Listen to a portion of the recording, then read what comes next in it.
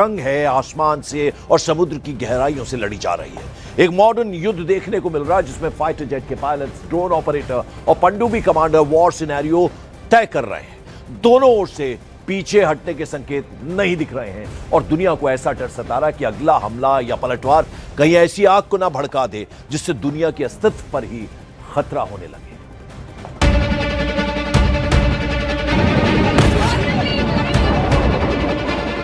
जंग के शुरुआती दिनों में अमेरिकी वायुसेना ने ईरान के अंदर लगातार हमले किए। इजराइल और ईरान की ओर से भी एक दूसरे पर जमकर मिसाइलों से और फाइटर जेट्स के जरिए हमले किए गए।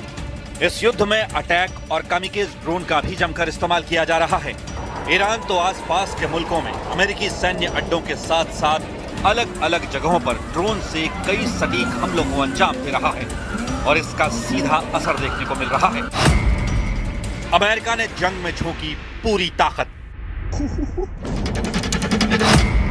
महायुद्ध के केंद्र में अमेरिकन एयर पावर। अमेरिकी वायुसेना का सबसे बड़ा ऑपरेशन। इसे पूरे पश्चिम एशिया के इतिहास का सबसे भयंकर और सबसे बड़ा बॉम्बिंग कैंपेन कहा जा रहा है। इजरायली फाइटर जेट्स के साथ कंधे से कंधा मिलाकर अमेरिकी लड़ाकू विमान ईरान के आसमान पर पूरी तरह से हावी हो चुके हैं। ईरान के आसमान पर अब अमेरिका और इजराइल का कंट्रोल माना जा रहा है। और अब सुनिए इस युद्ध की सबसे खौफनाक खबर। पहली बार, जी हां, आधुनिक युद्ध के इतिहास में पहली बार अमेरिका ने अपने सबसे घातक हथियार को मैदान में उतार दिया है। अमेरिका के B-2 स्टेल्थ बॉम्बर अब ईरान के आसमान में गरज रहे हैं। ये वो खौफनाक बॉम्बर हैं जो रेडार की पकड़ में नहीं आती।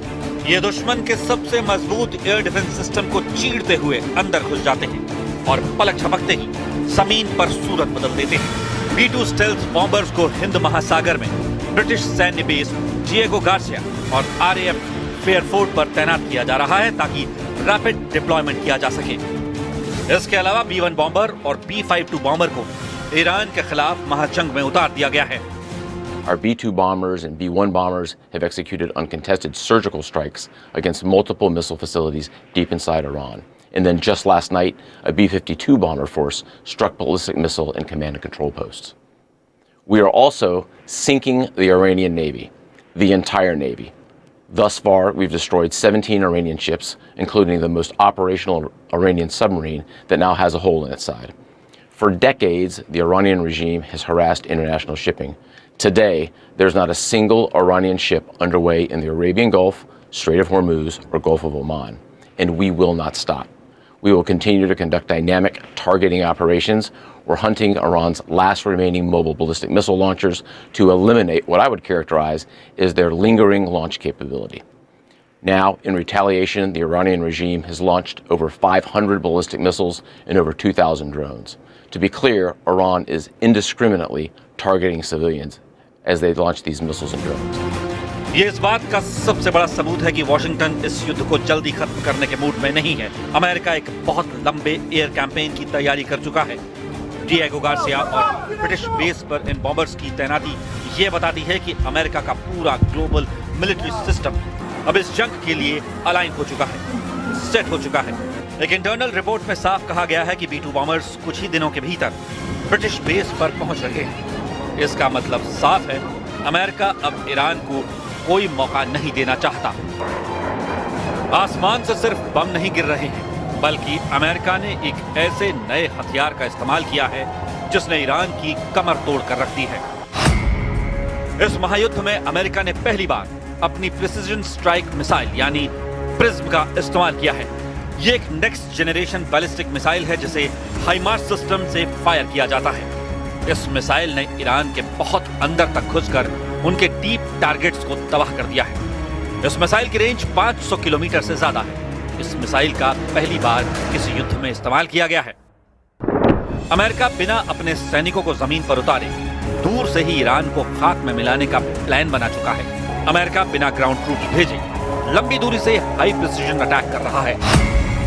अमेरिका के सेंट्रल कमांड की रिपोर्ट्स डराने वाली हैं। सेंटकॉम का दावा है कि अमेरिका और इजराइल की सेनाओं ने ईरान के आसमान पर टोटल कंट्रोल यानी पूरी तरह से कब्जा कर लिया है। सेंटकॉम की रिपोर्ट में जो शब्द इस्तेमाल किए गए हैं वो सुनिए। उन्होंने कहा कि वो पूरा दिन मौत और तबाही बरसाने की ताकत हासिल कर चुके हैं। ये कोई मामूली बयान नहीं है, ये सीधे तौर पर ईरान के वजूद को मिटाने का ऐलान करता है। लेकिन तस्वीर का दूसरा पहलू और भी खौफनाक है। इजराइल की वायुसेना सिर्फ डिफेंस मोड में नहीं है। इजराइल पूरे रीजन में, पूरे मिडिल ईस्ट में आक्रामक और लगातार हमले कर रहा है। इजरायली फाइटर जेट्स का टारगेट सिर्फ एक नहीं है, वो ईरान के missile launchers, air defence system, command centre और IRGC के ठिकानों को चुन चुन कर निशाना बना रहे हैं। वीडियोस सामने आ रहे हैं जिनमें इजरायली फाइटर जेट्स ईरान की तरफ बढ़ते नजर आ रहे हैं। इजराइल की सेना ने खुद कंफर्म किया है कि उन्होंने पश्चिमी और मध्य ईरान में दर्जनों बैलिस्टिक मिसाइल साइट्स और एयर डिफेंस इंस्टॉलेशंस को पूरी तरह तबाह कर दिया है। अमेरिका के असेसमेंट के मुताबिक उनके और इजराइल के जॉइंट ऑपरेशन के पहले 4 दिनों के अंदर ही ईरान के ड्रोन हमलों में 73% की गिरावट आई है। इतना ही नहीं, ईरान की बैलिस्टिक मिसाइल लॉन्च करने की ताकत में 86% की कमी आई है। लेकिन इन दावों की सच्चाई पर शक है, क्योंकि ईरान के हवाई हमले और भी ज्यादा घातक हुए हैं। ईरान की बैलिस्टिक मिसाइलें अब पूरे मिडिल ईस्ट के आसमान को चीर रही हैं। ईरान ने इजराइल की तरफ जो मिसाइलें दागी, उनसे पूरे तेल अवीव और वेस्ट बैंक में एयर रेड सायरन बजने लगे हैं। दहशत का ऐसा माहौल कि लोग बंकरों की तरफ भागने लगे। ईरान ने पलटवार किया है, और ऐसा पलटवार किया है जिसने अमेरिका और इजराइल की नींद उड़ा दी है। लगातार हो रही भयंकर बमबारी के बावजूद ईरान ने इजराइल, अमेरिकी मिलिट्री बेस और खाड़ी देशों पर मिसाइलों और ड्रोन्स की कई भयंकर वेव्स छोड़ दी हैं। ईरान ने पीछे हटने से साफ इनकार कर दिया है। ईरान ने तुर्की की तरफ भी मिसाइलें दागी।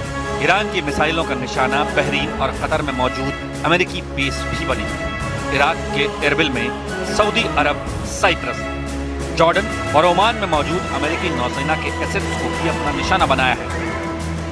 ईरान की खुद की रिपोर्ट कह रही है कि अमेरिका और इजराइल की भीषण एयर स्ट्राइक्स में अब तक 1045 से ज्यादा लोगों की मौत हो चुकी है। लेबनान में बेरूत के पास हिजबुल्लाह के ठिकानों पर हमले हुए, जिनमें कई लड़ाके मारे गए हैं। पूरा का पूरा मिडिल ईस्ट इस वक्त तबाही के कगार पर है। खौफ, दहशत, आग और बारूद की इस खेल में कौन बचेगा और कौन मिटेगा, ये तो वक्त बताएगा। लेकिन एक बात तय है, इस जंग के बाद दुनिया पहले जैसी कभी नहीं रहेगी। और इजराइल और अमेरिका से जंग के बीच ईरान की तरफ से बड़ा बयान सामने आया। भारत में ईरान के राजदूत ने कहा कि ईरान युद्ध नहीं चाहता, लेकिन युद्ध के लिए तैयार है। So what is your appeal to global community in the middle of this war? Yes, you know that we are mourning because we have lost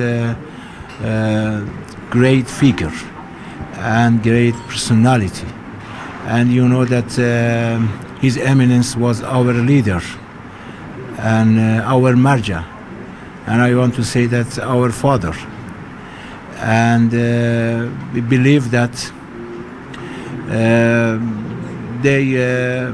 His Eminence always advise us, you try your best for stand on the right side of history. And I believe that His Eminence stood on the right side of history and received his reward from Almighty Allah.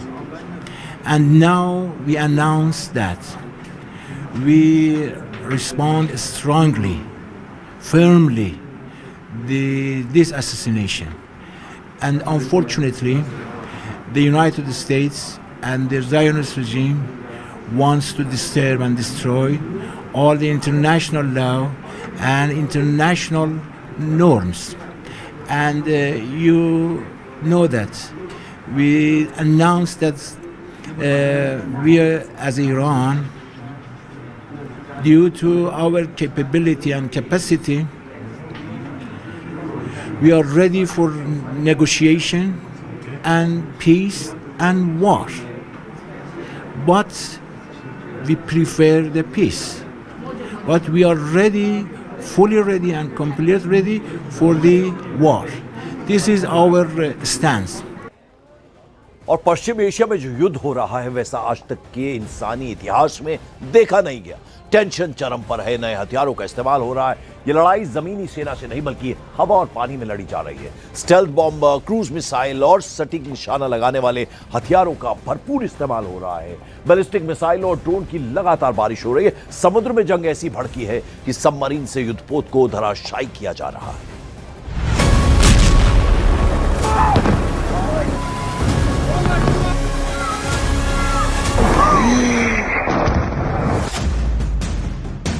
जो जंग America और Israel के joint हमले से शुरू हुई,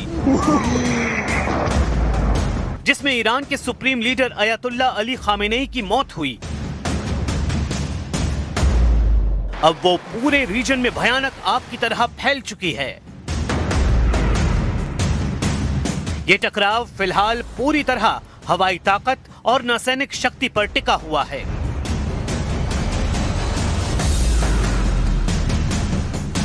मिसाइलें, drone, लड़ाकू विमान, स्टेल्थ जहाज, युद्धपोत, कैरियर स्ट्राइक ग्रुप, सबमरीन।